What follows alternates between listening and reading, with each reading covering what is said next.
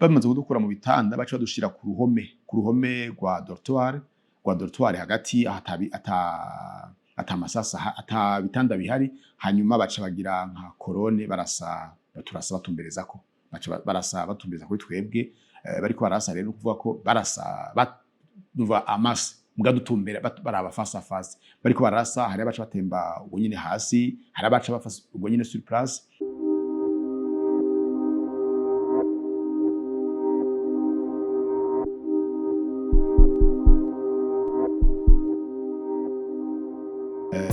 Twaraba mu kayaga keza k'ibuta, nuvuga ko naho vyari gutyo mu gihugu ibuta hari akayaga keza ka kwakira abantu, naho hava abantu benshi, haza kwiga abantu benshi batandukanye, kw'ishuri hari hameze neza, ushitseho wariyumva, ivyari mu gihugu twashobora kubiganira, tugatera inkuru tudatinyana, atabwoba, umwe wese adatinya ngo je urya no mu bwoko ubu. Ivyo rero vyaratuma cane umuvukano hagati yacu ukomera. Kw'ishuri nari mvuye mu Kanyosha naho nyene nkina basket na equipe twajanye turi abantu batandatu, twese twarakina basket, ariko nobwira ko ibuta yari ishuri kandi rimwo ibintu bitandukanye vya sport. Ibuta ari mashuri make mu Burundi afise piscine, nuvuga ko kiretse izindi nkino zari zihari, nukuvuga ko hari haryoshe kuba twaragira siporo. Nuvuga ko mu majambo make rero ubuzima bwaho ibuta bwari ibintu novuga ko bwari mu biringo bitatu. Hariho kwiga ubwa mbere kuko nizodafata umwanya munini cane, hakabaho no gusenga, hakabaho na sport. Hariho kandi n'igihe co kuryoherwa, kuko ndibuka ko imisi ya weekend, ku misi ya gatandatu twarafata akanya ko kugira, harabaho des spectacles, harabaho utuntu twisamaza, ukumva ko ubuzima buryoshe. Binjiye ubwa mbere mu buraro bwa cycle supérieur, abari mu gice ca kabiri c'amashuri, je nari mu 11 ngo nari twari mu gice ca kabiri c'amashuri, niho binjiye ubwa mbere. Hanyuma barinjira mbwa kubera ko twumvise urusasu, kandi twumvise urwamo rwinshi, bariko baravuza akaruru, bariko barinjira. Twaravuye aho twari twegereye abari baryamye hafi y'umuryango, turamera nk'abaduga ruguru gatonya, ruguru aho mu gice ca ruguru c'uburaro. Mu nyuma rero baca barinjira, muga binjira basanga aho twari dutumbereye twebwe siho tukiri, baca baraduga badusanga aho twari twegeraniye twese hamwe mu gice ca ruguru. Baca rero baravuga bati abahutu baje ngaha, abatutsi baje ngaha, mugabo turanka kwitandukanya. Hanyuma barasubiramwo rimwe kabiri, mu mene baca bafata rero ingingo yo kutumanukana ahantu mu buraro hari nuvuga ko ata gitanda kihari. Niho rero baciye batangura kuturasira umwanya munini, arabaciye bapfa ico gihe nyene, bamwe barakomeretse, abandi baratemba n'abatari bakomeretse. Nuvuga ko umwanya wabaye guhera nka 12:00, nka 11:40 gushika hafi 5:00 zirenga 5:00, bakiri mu buraro. Barasohoka hanyuma bakagaruka.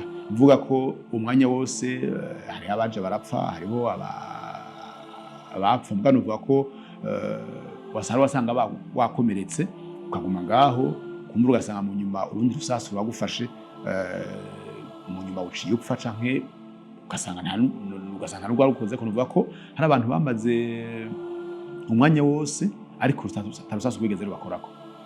Ni ukuvuga ko twari hafi 80 n'abandi, murumva abapfuye ni igitigiri ni 40.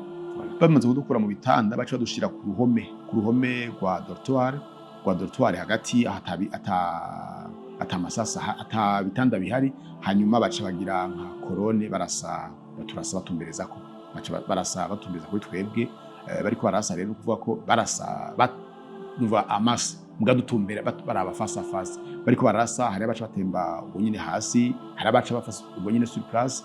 Hanyuma mwaheje kurasa twasuye turaja munsi y'ibitanda bihegereye abatakomeretse canke abakomeretse buke, mugabo naho nyene bararasa kuko vyafashe umwanya munini cane. Bwa mbere bacinjira, bwa mbere nagize ubwoba nk'abandi benshi, ubwoba budasanzwe, ku buryo iyo ugize ubwoba bwinshi hanibaza ko umubiri novuga usekreta des hormones ubwoba bugahera. kuko uragira ubwoba hamwe hagira aho urengerwa. Ni umwanya wa mbere rero bacinjira n'amasasu ya mbere, naragize ubwoba cane budasanzwe kuko niba ko najugumiye nkumva ko n'amenyo akoranye kuri narajugumiye cane. Mugabo ivyo bimaze guhera ubwoba bwaraheze ku buryo naho bakurasa wasanga utacumva, wasanga bakurashe ukumva hariho n'isasu wasanga mu nyuma babona ko bakurashe ugeze mu bitaro utigeze wumva ko bari bakurasheho. Nuvuga ko naragize ubwoba bwa mbere, hanyuma hagati ubwoba burahera ndabona ko umengo vyaheze. Mugabo kubera ko umwanya wabaye muremure narakomeretse cane. Bwa mbere kuguru kumwe kwari kwa kuguru kw'ibubamfu kwari kwa amagufa yari yamenetse abiri yose, amagufa ku murundi peroné na tibia. Hanyuma ahandi bari bandashe hari kote y'umutima. Mugabo naradashwe amaraso gusa nca ndaryama ndasinzira. Kubera umwanya wari muremure, dortoir rero kubera amasasu yari yayiciyemo kumbure naho iyo ariko hayituye hari imvura nyinshi, imvura yari kwiragwa ari nyinshi. Rero kubera amasasu ngira yamenye dortoir, numvise akavura kariko karanseseka ndiko ndavigwa. Hanyuma amazi ankorotse ko rero ndumva ndasubira ndikangura. Mugabo hari hagati numva ko hari igihe nameze nk'uwataye ubwenge gatonya. Mugabo mu nyuma ndasubira ndareprena la conscience. Ndabona hagati abo twari kumwe bwa mbere hariho nasiga agikomeye, mugasanga mu nyuma yapfuye. Nkamukora ko nzi ko akiri muzima kuko wasanga kumbe bamurashe nk'umutwe ukabona muravye mu maso umengo ari intact. Mugabo mu nyuma umukoze ko ukumva yapfuye. Ivyo rero ndabibamo gutyo. Hanyuma sinabona ibizokurikira kuko sinirepresenta ivyabaye. Nagira nti ivyo zose naho ndi ngaha ngira ngo n'ubundi ngira nzopfira ngaho, ko nabona ko ntashobora kuva hasi, amaguru nabaye bameshe cane. Ivyo zose ndi ngaha mugabo simbona kazoza. Saa 5 arenga gutyo nka 20 gutyo niho haza rero abantu baza haza abasoda bakinjira muri dortoir. Baje muri dortoir rero mbwa naho nyene kubera nabo bandi bari bambaye hari bamwe bambaye impuzu z'igisoda bakiza no nyene turanka kuvyuka kuko barinjira bwa mbere binjira bavuga ngo utarapfa tumutware kwa muganga. Mugabo uvuze baca kurasa. Rero n'abasoda baje rero twaratinye kuvuga abatarapfa. Mugabo rero mu nyuma baravuga ati kugira tuvyemere habanje kuzamwo umunyeshuri umwe yari yasohotse avuga ati n'abasoda nimuvuge. Gutyo rero tubona kuvuga abatarapfa, baratwivakiwa badutwara ku bitaro. Abakomeretse cyane batwara ku bitaro hafi Bururi. Mu nyuma bukeye baratuzana kuri kwa Karete Bujumbura. Nari wamengo ni muri interna. Twaribukanya ivyabaye nivyo mu misi ya mbere byari bigoye kuko hariho twari tugifise ibikomere bibabaje cyane. Twari dufise ibikomere bibabaye cyane.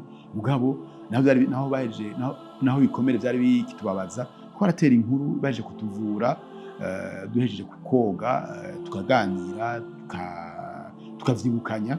Novuga yuko muri make kubera twari hamwe kandi n'abantu baza kutusuhuza baba ari benshi, twarashobora kubirengera. Twebwe twari mu bitaro ariko byasabwa ko abatakomeretse cyane kumbure babandanya kwiga kugira ngo ubuzima bubandanye. Rero ntumbereye aho narindi mvuga ko uwo mwaka naciye ndawumara mu bitaro. Naciye hari mu kwezi kwa 4 naciye nja mu bitaro ndamarayo umwaka gushika mu kw'icumi na kabiri. Ni ukuvuga ko umwaka w'ishuri wari naciye uwo mwaka naciye ndawurata, sinashoboye kuwiga. Bwanje nari kuri wa Karede. Ni ukuvuga ko uwo mwaka wa 97 naciye sinashoboye kuwigamo. Nasubiye gutangura kwiga umwaka wa 98 kuri sinasubiye ibuta. Naciye nsubira gutangura kwiga kuri Saint Esprit cyangwa ngaho. Mugabo nsubira gutangura kwiga ngendera ku mabeki abiri. Mugabo ndatangura buke buke. Nibuka ko no gutangura kuja kwiga wamengo ndiko ndafina. Nabona mengo nireka nje naragiye kuri Saint Esprit. Hariho umu préfet w'ico gihe yitwa Bob. Ndamubaza nshaka gusubira kwiga, arambwira uzobishobora. Ndamubwira ati kubera ko ushaka kuza ngaha, ndamubwira nshaka kuza ngaha kuko ico gihe nateza kugira ama séance de kiné muri wa Karede bose kubananye bangirira kiné kugira ngo nari mfise paralysie y'amanere ku maguru baza kubandanya ngira kiné. Hanyuma ndatangura buke ndasubira kwiga mu 11 naho nyine nataye igice ca mbere c'umwaka, ariko ngira mvuye ku ishuri ya nyuma ya saa sita nca ngenda kugira kiné muri wa Karede, ndatangura kwiga nyine buke buke. Hanyuma umwaka wa 11 urahera, ndunguruzwa umwaka wa 12 nyene ndawutangura, naho nyine ngira izo kiné, mugabo naho nyine ndabona uraheze atangorane, gutyo buke buke sanga amashuri ndahejeje. Haraba intambara nyinshi, amatake menshi hajya za Kamenge, ukumva intambara nyinshi, ukumva inko nyinshi. Ndibuka ko turi no kuri Saint Esprit hari igihe haba amatake hajya hejuru yo mu Gihosha, hakaba amasasu menshi. Ubwa mbere nje ikintu ca mbere sinashaka kumva urusasu. Ico kintu ca mbere, bwa mbere sinashaka kumva urusasu, sinashaka kubona n'umuntu afise inkoho ahantu mu muryango. Sanga umuntu afise, nangiye kubaramutsa, sanga umuntu afise grenade, umusi nahara yahantu. Ngo naho ndari nafise physiquement, narumva ko ndi kumwe n'abandi, je retrouve la vie, so kuronka ubuzima. Hanyuma ndibuka kubera ko mfise nakunda umupira wa basket imbere cyane ntaramugara, naho ngenda kuraba umupira wa basket, nkagenda kuraba abo twigana bariko barakina kuri Saint Esprit.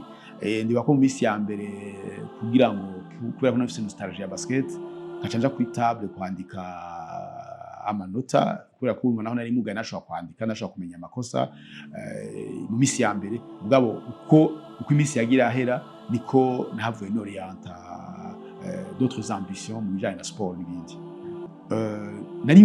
Nariyumviriye igituma baduteye nka Kibuga, nkiyumvira aha twebwe turi abanyeshuri, nta muntu n'umwe afise n'imbugita, nta muntu n'umwe afise ikigwanisho. Nkiyumvira icotuma badutera nka Kibuga. Mugabo rero mu nyuma ngerageje kuko mu nyuma naraganya menshi, sanga abarundi benshi twarakomeretse kandi ibikomere vyinshi. Abantu rero bakomeretse, iyo badashobora gukira ibikomere baba ari ingorane. Yavuze ngo Mukama baharira bagira ikigowe ntibari ico bakora, kuko iyo baba bazi ico bakora ntibari kwinjira mu ishuri muri dortoir irimo abana baciga bakiri bato ukabarasa. Muri twebwe harimo abari bagifise imyaka 15, 14 bakiri bato. Nuvuga ko nta kintu na kimwe cyari gusigura gutera abantu. Rero mvuga nti nabari kure, kuko mbona nti abo bantu harimo kutamenya. Hanyuma kandi nkabona nti kubwanje kubarikurira ni gukira, kuko kugira nabarekure nuko numvise ko bwanje ku ruhande rw'iwanje nivyo ibikomere n'inkovu z'ivyabaye ndacazifise, mugabo umutima wanje narakize.